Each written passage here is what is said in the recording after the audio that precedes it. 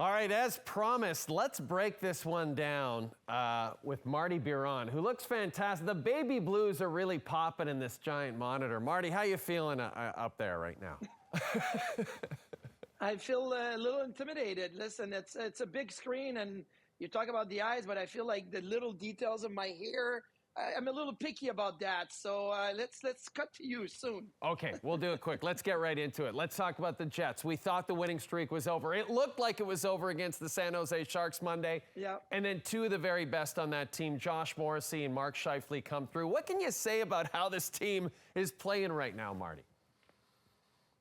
Oh, this team is resilient, right? And I think that the Jets started a little slow in this game. They had the puck possession, but it was mostly on the perimeter. They didn't really attack the San Jose Sharks. In the second and third, they really attacked Vitek Vanacek, who was fantastic in the game. But that's what you get from the Jets. They're an extremely deep team up front. You have the Scheifele and the Ehlers and Connor, but Lowry and Nemestikov, those guys are all getting involved. And then, well, you have a guy like Josh Morrissey that steps up, and that's after being sick at the Four Nations and missing the first game back, and he has the tying goal. But, you know, there was some unselfishness in that game as well. Like, before the goal by Scheifele in overtime, Kyle Connor was on the ice. He actually decided, you know what, we have the puck possession in the offensive zone. I'm just going to get off the ice. And who stepped on? It was Nick Ehlers. That's the guy that took the shot. So I look at the Jets. They've won 10 in a row now. They started the season 15-1 with an 8-game winning streak. They had lost one, a 7-game winning streak. They're extremely consistent because of their depth and because of a guy like Josh Morrissey, who nobody talks about, but is able to come through when they needed it the most in the last minute of the game. And now a 9-point lead in the Western Conference for this Winnipeg Jets team, Marty. So I guess my question for you now is, for Kevin Cheveldayoff, do you tinker with this amazing chemistry, or do you see a piece that maybe should be added at the deadline?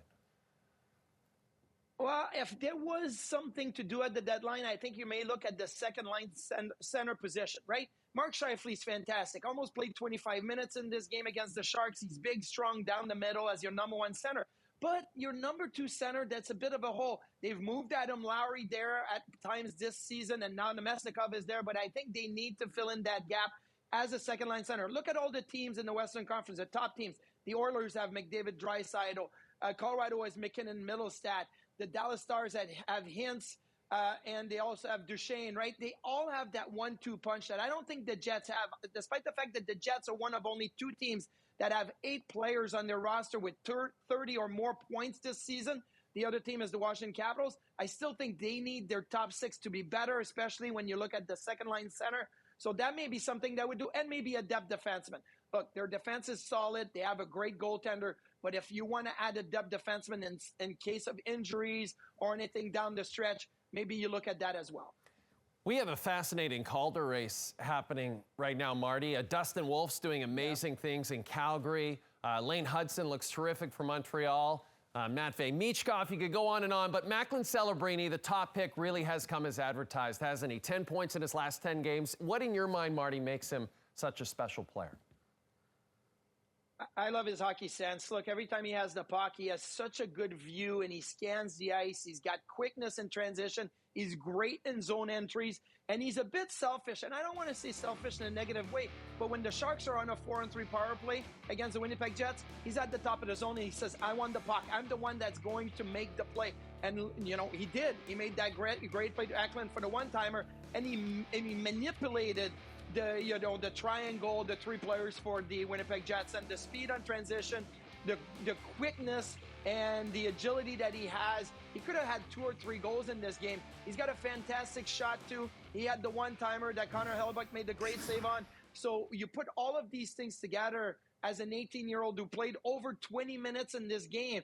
Look, the San Jose Sharks are the worst team in the National Hockey League right now, but they have young talent. And Macklin Celebrini is helping to change the culture in that organization. And I think he's going to be fantastic because he has all the tools in the world. And we saw it on display. The Sharks were right there, and Celebrini was leading the way.